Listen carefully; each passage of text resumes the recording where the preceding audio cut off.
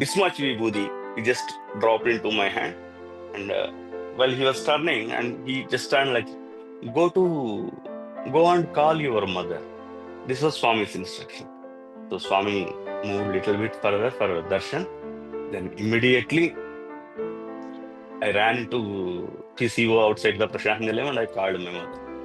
You know what's the news?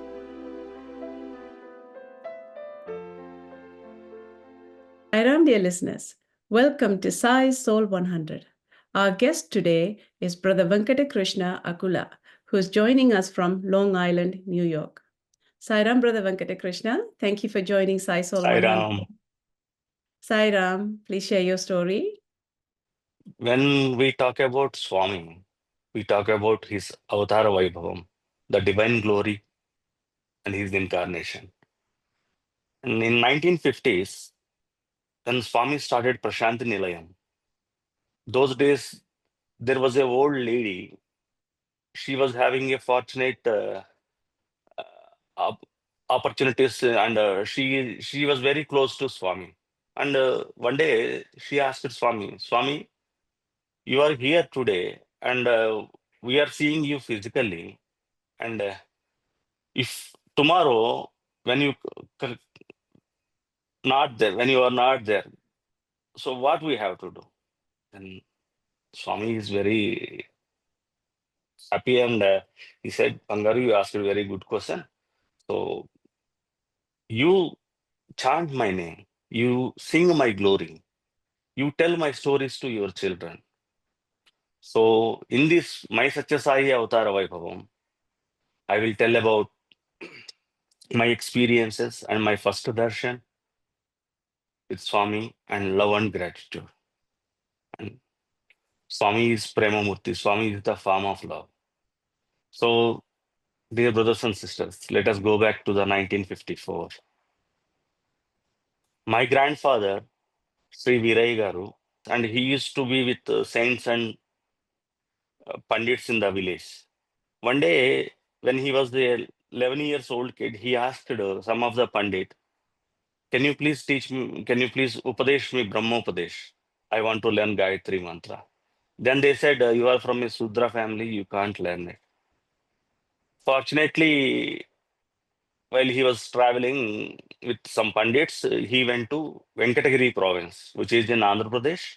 So Swami used to visit Venkatagiri province often those days.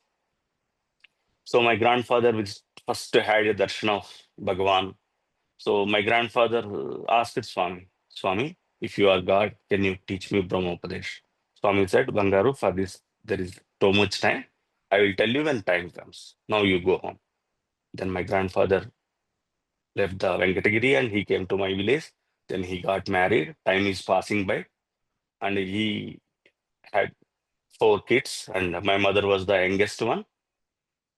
So after my mother born 3 to 4 days after, one day in the early morning, my grandfather had a dream of Swami. Swami came to his dream and said, Viraya, you are asking me Brahmopadesh. So now time has come. So your guru is waiting in Rishikesh. So I will guide you, go there. So my grandfather was very happy. In the early morning, he just took some of his clothes and he left the family without saying even single word to anyone. And 12 years where he is and what he was doing, nobody knows except Swami. So he was in North India, in Himalayas and Rishikesh, Haridwar. He was roaming like that. And he was doing his penance and sadhana, whatever Swami was instructing. Then suddenly, after 12 years, one day morning, he had a Swami's, it's not dream, Swami was in front of him in a huge form. And the Swami instructed, Viraya, now time has come. Now your sadhana is completed. You come back to Puttaparthi. But before coming to Puttaparthi, you go to your village and you have a grandkid for your daughter. Your daughter is going to deliver a baby. Go and see him and you come back to Puttaparthi. This was the story.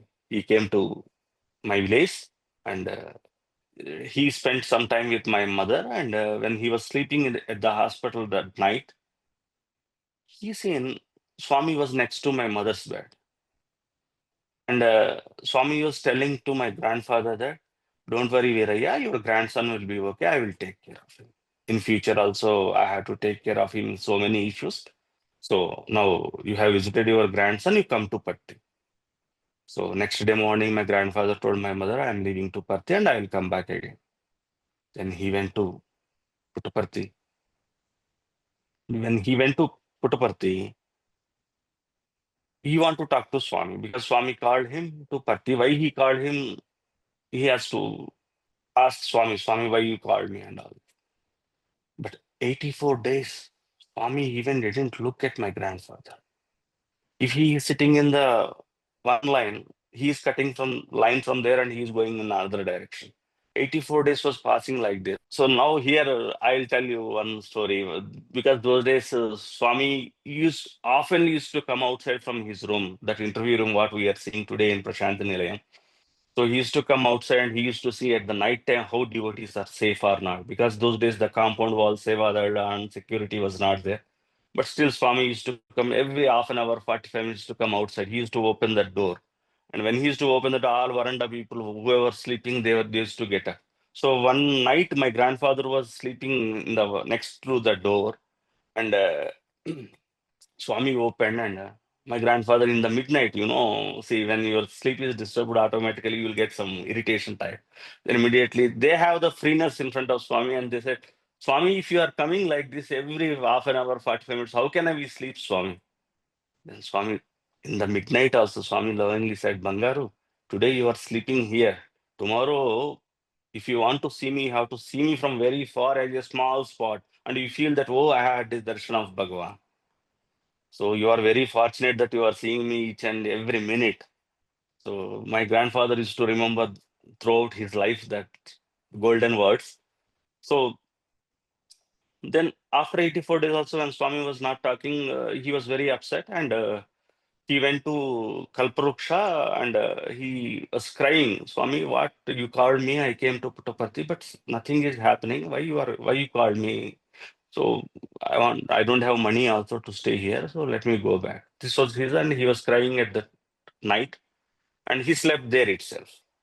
And next day morning, when the bells was ringing in the early morning in Prashantanilayam, he woke up and he sat for Suprabhatam and all. Then after that, Bhagavan was time was for darshan, and generally Swami used to go to ladies' side first always for darshan, but then he will come back to gents side. But that day, when my grandfather was sitting at the last line, the darshan, this thing on the sands, Swami came to him directly. And my grandfather, when Bhagwan was coming, my grandfather was literally crying because that was very close proximity and he was 84 from 12 years was different. But this 84 days was the almost some yugas for my grandfather because Swami was not talking. And Swami came and he holded my grandfather's the pilaka, what we call in Telugu. The Brahmins used to have a small hair on the back, and he was holding and he was just making a foldings of that, and he was telling. So after 12 years of penance, what Viraya, you have understood me like this? Whether I have to come and talk to you physically, whether I am not there with you always. Then my grandfather was having no words and he was just crying. And Swami instructed him to go to his village and do Swami service because Swami told him that you have 18 villages nearer to your village headquarters. So the people they don't know about Sai Baba, and you have to do a lot of service activities. Go there, and I will guide you. This was the direct instructions given by Bhagwan. Then my grandfather came back to the village with very happy and enthusiasm, and he started a small Sai center in our village those days. This was my grandfather's story, and coming to my picture. So the days were passing. When I was studying in 12th standard, then Swami slowly is coming into my life. He came already, but I don't know because we don't know when Swami comes and what he was doing. So Swami came to my life in a different way. I was a good student, but something happened in my college, and I was involved in that. I failed my physics paper. So I was crying at my home, and my family was very upset. And that day, my grandfather came to my home and said, bring a pen and paper. Said, write a letter to Swami, then he will take care of you. Then I said, whether if I write a letter, I will pass. He said, yes, you will pass. Then immediately, whatever my grandfather said, Achanta Premaina Sai Mata, loving mother of Sai, this is so and so, and I have failed my physics exam. Please pass me. If I pass, I will come to Puttaparthi. This was my intention was only to pass, not go to see and Swami and all these things. So along with that, what happened? Because I was in the upset mode, I was not happy. I don't want to continue my studies, and I applied for a security post. The security persons who used to stand in front of the companies as a guards. So I can help my father. That was my foolish thoughts those days. So I applied, and I wrote my physics exam, because in Andhra Pradesh those days instant exam was there. If you fail in one subject, in 1 month they used to conduct a again exam, and you can pass that. So I written, and what I did is the letter which I wrote for Swami and the application which I filled for the security post, both I posted in a same day to the post office. So after that, the next day results are about to announce. The before that day, the first time I seen Swami in Prashanti Nilayam. Swami came and said, "You don't want to study and you want to go for that security post? Don't go. Study well. Okay, I will take care of you." And the Swami said the day, this is the Prashanti Nilayam, this is Kulwant Hall where I am giving darshan. You can see me from here. And you see Bangaru, these mountains around the Puttaparthi, these are not only mountains. They all are saints and sages. They were doing penance for me. So I came here to bless them. So this was the dream I had. So next day morning, I woke up and immediately I ran to my grandfather and I explained him the whole dream. Then he was very happy and said, if Swami comes in your dream, that's not the dream. Swami really came to you. He want to tell you something. Then next day morning result came and I passed with Swami's grace. Then my grandfather came. Have you passed? I said, yes, I passed. Then my grandfather told me, okay, Swami has passed you. So now you are a grown up almost. So you come to the mandir every day and do the service activities as guided by Swami. So after 3 years, what happened? I written a exam for post graduation. It's a master's degree. It's an entrance, all India entrance exam. I wrote that, but I written very well, but I didn't get any confirmation seat. The days were passing, almost August came, and I was very upset. Why I didn't get any letter from any university? Then my inner heart was just it's feeling differently. Then I went to Swami's photo and said, Swami, I want to see you. I'm having some problems. Whenever I'm having problems, you are helping me. So let me come to Puttaparthi. So this was I want to go to Puttaparthi. That day I went to my grandfather and asked, uh, can you give me some money? He said, why? I want to go to Parthi. He said, no, no, no, this is not right time. Then immediately I came to my father and I asked him. He also denied. He was not having money. And I asked my mother. My mother said, I also don't have money. Then I was very upset. But again, my mind was not this thing agreeing for that. Again, I went to my grandfather. Can you please? Then he gave me 350 from somewhere. He bought some this thing, and by train from Guntur district to Anantapur, I went by train for 16 hours journey. And I got down at the Anantapur and took a bus. That was the August 14th, 2000, Saturday. I was I remembered very well. So afternoon, when the bus was reaching Puttaparthi, there was a old person who got up into the bus. And he asked me, can I sit here? I said, yes. And yeah, he was asking me, where are you going? I'm going to Puttaparthi. I want to see Swami. So then when the bus was reaching Puttaparthi, about almost the Puttaparthi bus station, and the old man holded my hand and said, Come, let's go to darshan. Then we went inside.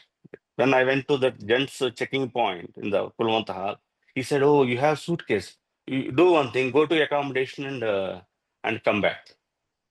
So I went to accommodation. I booked a some accommodation inside, and while coming, I forget the route.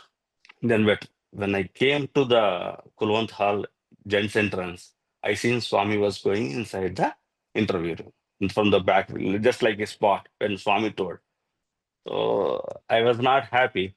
And I asked their Sevadal, what are the other places here? So they told me the Kalparuksha and Swami's mother and father, Samadhis and all these things. So I want to see those places because by sitting in Kulwant Hall, I will not have Swami darshan because Swami was in interview room. He will come after 1.5, 2 hours outside. Then he will sit in the bhajan hall for some time. Then this is the whole story. I went outside, but when I returned back, the Harati was going on because bhajan completed, Harati was going on. And I seen Swami. Swami was going to Purnachandra at the backside, and just a shade, orange color robe. I see. Literally, I was very sad. I came from this much distance, Swami, for you, and I told you I am coming, and you are not giving me darshan. This was my see when we will tell Swami as a friend, we will tell like a not like a god. We will tell very freely. So I was telling, and that day I was very sad, and I sat in the East Prashanti steps. I was crying a lot. That day, whole night, the rain was there, and I just sat in the East Prashanti Steps till midnight, 2 o'clock. Then I went to my shed. I took bath and I asked some of the Sevadal where the line starts. Then sat there and I came there, brothers and sisters. I got first line. So I went inside the Kulwant Hall in the early morning, 5 o'clock. But while seeing that heaven, I forgot, so I had to go and I had to run and sit in the first line because the persons who came back from me, all they went and ran and they sat in the first line. I got the second line. And, 7 o'clock, there was a music, the Sharadanandana Rama instrumental music, and beautifully our Sai Rama was gliding into the Prashant Nilayam by adjusting his hair and the style you have to see. If you see that style, then you can die after seeing that. That's the Bhagwan's appearance. So Swami came, and I was just seeing Swami because the second line means we can see Swami like this. So Swami directly came in front of me. He stood in front of me. He was holding my head like this, and he was just moving me, and he was patting my this thing, and I was literally crying, and I just holded Swami's robe like this, and my tears was falling on Swami's robe, and Swami said, "Okay, Bangaru." Then actually I wrote a letter to Swami whatever I have because I didn't get the seat right. Swami picked a letter from my pocket and opened it. And, oh, you didn't get the college seat. Then he folded. Then he just holded my hand like this and he created a vibhuti and just the whole, this much vibhuti, he just dropped into my hand. And while he was turning and he just turned like, go to, go and call your mother. This was Swami's instruction. So Swami moved little bit further for darshan. Then immediately I ran into PCO outside the Prashant Nilayam and I called my mother. You know what's the news? My mother told me, Krishna, you got a seat in Central University. Swami only knows what we need. Whenever we have to wait for that moment, then you'll understand Swami's love. Then I was very happy. Then I stayed in Prashant Nilayam for 3, 4 days. And that 3, 4 days, every morning and evening, I got the first line darshan. And the third day, I just wrote a letter, Swami, I am leaving home. Swami came and he took my letter again. Said, "Oh, you are leaving. Baga chaduko. Read well. I will. Don't go to that security post." Swami was instructing me again. So this was my first darshan of Bhagavan. So we can relate this to Sulabha Prasannaya Namaha. In Ashtottaram, as Pedabottu Garu said, Sulabha Prasannaya Namaha. Swami is very easily available. In this Kali Yuga, we can, if you call, just Swami will answer your this thing. So this was my first darshan with Bhagavan, and I never forget in my life. So after that, in 2000, I had so many other opportunities in front of Swami, and I was asking about my PhD to do under Swami, and Swami blessed me. And Swami told me where to do and what to do, which topic, and everything Swami was selected.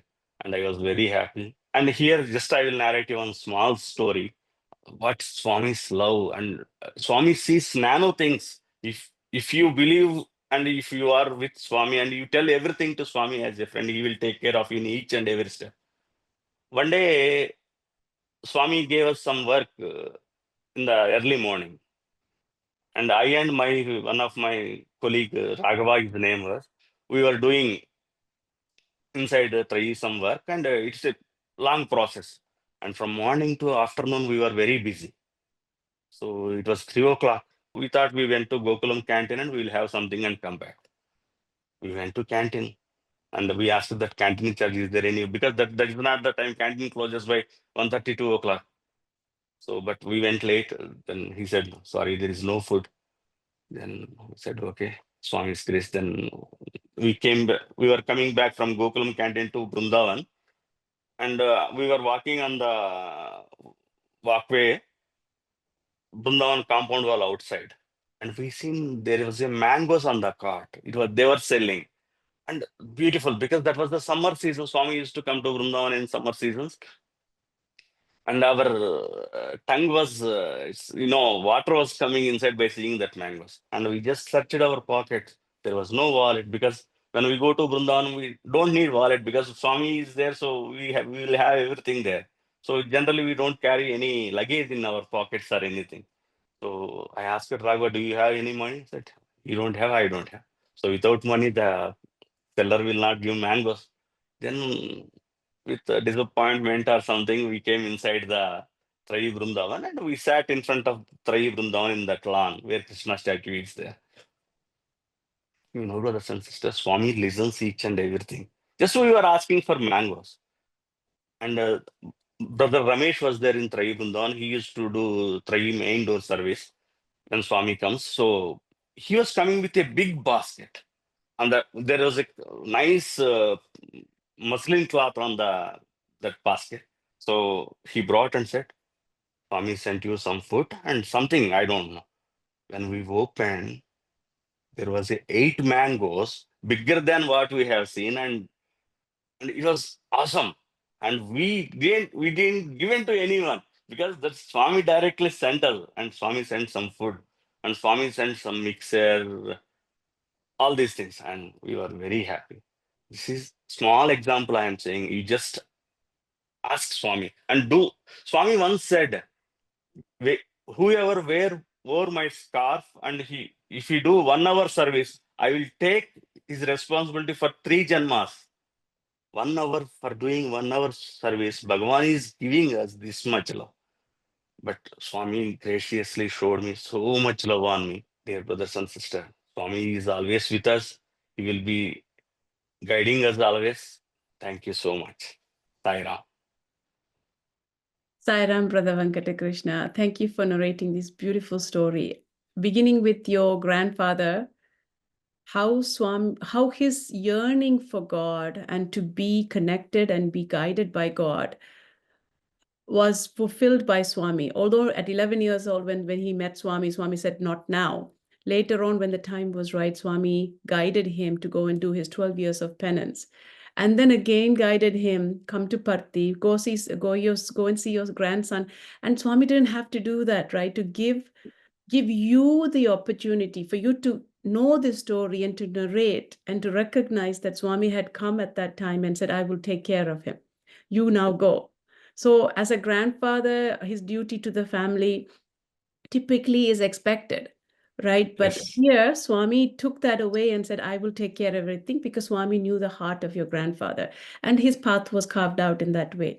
And I love Yes. the fact that in 84 days, right, Swami, although Swami called him, did not have that close connection to Swami. And it's interesting where 12 years of not being in the physical form of Swami was fully connected.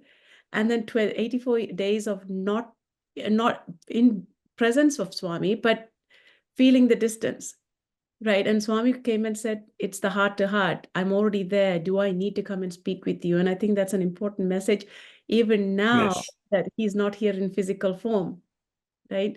And we Yes. started at the beginning with saying that share Swami's stories, right?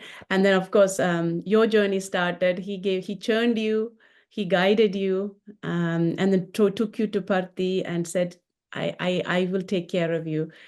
He knew your heart. Of course, security job was not destined for you this time around, but Swami said, stay focused, study, I will guide you, gave you your seat. And it's very sweet when he said, go and, Everything. yeah, very sweet when he said, go and call your mother. Yes. It's the omniscience, or just the all-knower of everything, and of course, including our hearts. And finally, again, all-knower comes back into mind when we say, when you were serving Swami, you were hungry. When you're serving Swami, you don't realize your hunger. Yes, exactly. And when that's done, you realize, oh my goodness, I should go get something to eat. And Swami provided. And that mangoes would have been extremely more sweet. So thank you, Brother Venkata Krishna, for coming here and sharing your story. Thank you, sister. Sairam. Thank you, Swami. Sairam, dear listeners, thank you for listening to Sai Soul 100 with Brother Venkata Krishna Akula. I'm Prabha Swaminathan. Until next time, Jai Sairam.